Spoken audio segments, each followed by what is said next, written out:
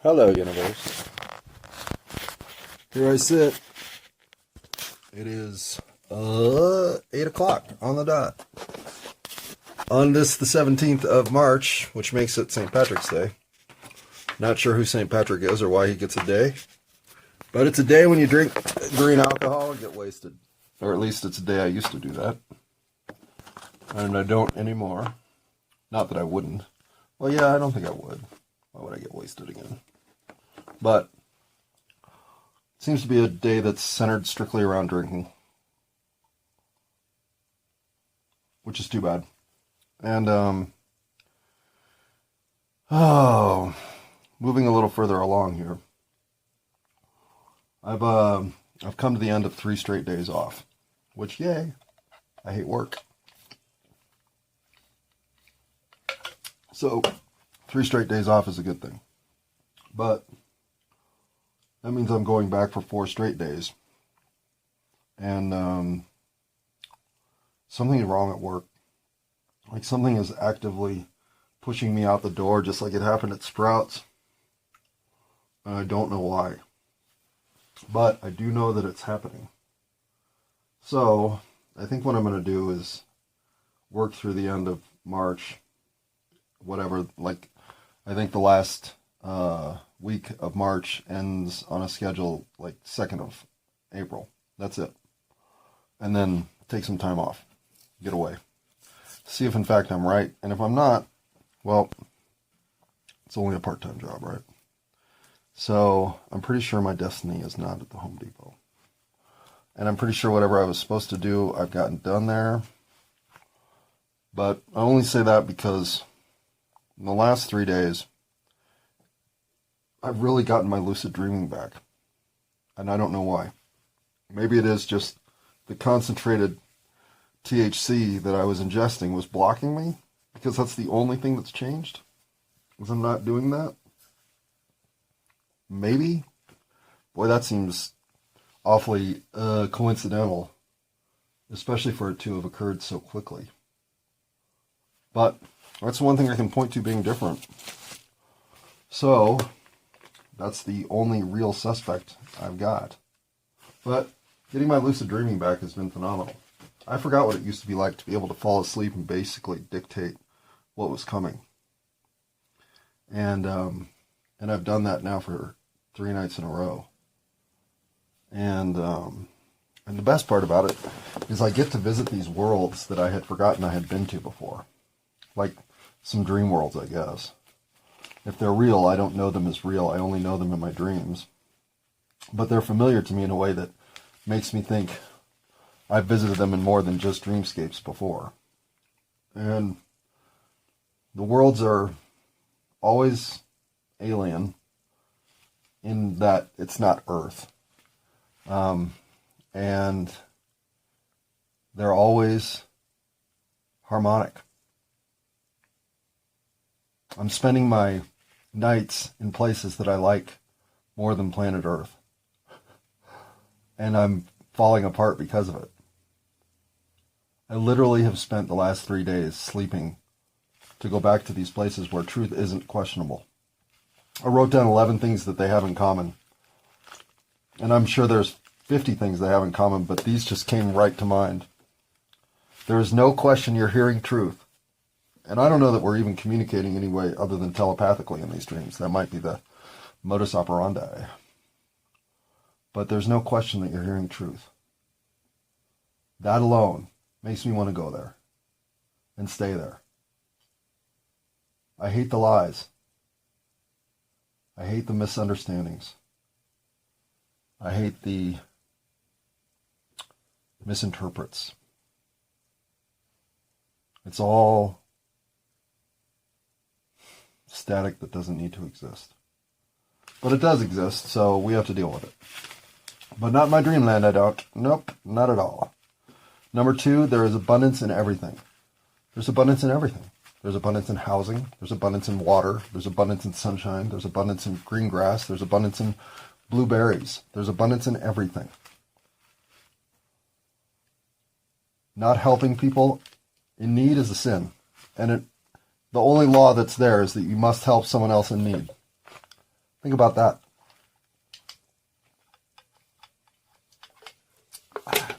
There's no sickness. That's number 4. It's straight health. You are just living out your time as healthy as you can be. There's no war, so that's nice. That's number 5. Conflict is reduced completely. There is no conflict. Number 6, everything is spiritually comforted from within. There's just a sense of spiritual connectivity that you can't miss. If the force truly existed, each of these planets feels like it embodies it perfectly. And the tech is like society driven. 7, it's not individual driven. Nothing is individually driven. I should make that number 12, but whatever. Nothing is individually driven. Tech is for the benefit of society, always. And so society has reveled in the technological advancement that it spurs because that's the point. And it's always no waste tech. Like everything is pristine. It's kept that way because it's the way that everything has evolved. Not even evolved. That's not what I mean. It's the way society is built, is to create no waste. And so 8 is there's blanketed love across each other. Everything is about love. I know that sounds dorky, but when you feel it, it's the opposite. It's the most comforting sense of existence there is. And it's equanimity expressed through love. And because of that, there's cooperation with everything. That's number 9. Everything is in harmony. The insects are in harmony with the grass. The grass is in harmony with the armadillos. The armadillos are in harmony with the moon. Everything is in harmony. There's never a sense of discordance. And the beauty of everything is in the harmony. That's number 10. This is 2 different thoughts, so I was trying to get them separated, but we're in cooperation with everything. The species with which I am manifesting is always in cooperation with everything, as it is everything in cooperation with everything else. There's that sort of balance. But then the harmony is that because everything supports everything, there is a beauty. Everything is maxed out to its most beautiful incarnation. So the grass is the most beautiful grass it can possibly be. Because the soil is the most beautiful soil it can possibly be. Just like the insects are the most beautiful insects it can possibly be. Everything is beauty embodied at the most harmonic frequency available. And number 11, there's no money on any of them. Money doesn't exist. Doesn't even exist here. But spending my time going to these places by choice versus doing, 40 hours a week at the Home Depot? Well, it's a seductive pull toward, some shut-in living where all I do is sleep my way through the rest of my life. But I can't help but feel these messages are being drilled at me so that I know there's a chance for our environment to move forward in the same capacity. We aren't trapped here in this slosh of war, hate, and competition. That's not us at our best. That's us at our worst. And I think these dreams are here to show me that, to prove to me that anything other than expecting this 11-point list to be the future of planet Earth is doing it wrong. And I think the longer I spend asking people if they need help from behind an orange apron, the less I'm doing it right myself. I think I have to leave and start to find places where the embodiment of these elements are starting to show on Earth. I know there are transitional people happening between both worlds. I can feel their presence when I'm on the other planets. Or whatever it is. I don't even know. Just different environments. Different environments. All showing me what's possible in a world where we all care more about each other than we do about ourselves. And I'll tell you, it's tough, man. You come to this planet, you try to show unconditional love to people, and they just freak the fuck out, man. There is no such thing. Everything on planet Earth is conditional. You don't just get to care about other people for no good reason. You have to be proven worthy of someone's care here. It's that laborious of an existence. People have to earn every goddamn thing they get here. So tiresome. And yet, somehow that's how they think it's the fairest. That only those who have pushed the hardest and done the most to prove their mettle deserve the top prizes. Instead of all of us reveling in the same amount of victory, we save that for the select few, if for any. I'm not even sure anybody's experiencing the best of life here. It sure doesn't feel that way. Hang on, I'm going to go get something to drink. Pause. Well, only one of us is drinking out of the toilet. That would be Phoebe. So don't hold me to that. But being back, what I wanted to hold you to was the cognitive dissonance that I spoke of in earlier recordings. The confirmation bias and the appeal to authority that has been the linchpin for me of those of my own cognitive dissonance, and challenge you to consider what you may do to overcome, or even if naive enough, if encountering cognitive bias for the first time, how to manage that. Their cognitive dissonance for the first time, how to manage that situation in its initial incarnation. So what the fuck am I even talking about? Well, if the world is someplace that you have basically listened to what others have told you is true, well, then that means you have never really looked into things like the West African slave trade, the true history of dinosaurs, the model that is the Big Bang, what we call germ theory, the pyramid, and what I'll only call megalithic architecture, heliocentrism versus geocentrism, the double toroid energy field, the tree of life, the history of planet Earth in regards to that, giants. I mean, there's just a ton of shit on which you have been lied to. And if you're not pursuing a large portion of knowledge that exists outside of, say, the top 30 results on Google, then you're not finding anything other than reinforcement of a narrative that frankly doesn't exist, that has been sold to you for reasons I can't identify, but I'm trying to pin down. So as I learn, I will certainly share, because to me there is nothing that is learned that isn't civilizational. We are acquiring knowledge as a huge organism to be distributed across that organism for the betterment of all. I don't believe in intellectual property rights. I believe Hakuna Matata moments are the kind of thing that should be shared across everybody. So if I figure something out, the first thing I want to do is shout it across the rooftops. I now believe we live in a situation where our soul is participating in an experience our bodies are tenuously affording us. Our soul persists. These are things I could never have said a decade ago, and now I say with the confidence that I'm sure I'm right. Why am I getting knowledge of these kinds of intuitions? I don't know. I don't even care. Pause. Take the concept of the soul. Is the idea that the soul exists here to unburden me?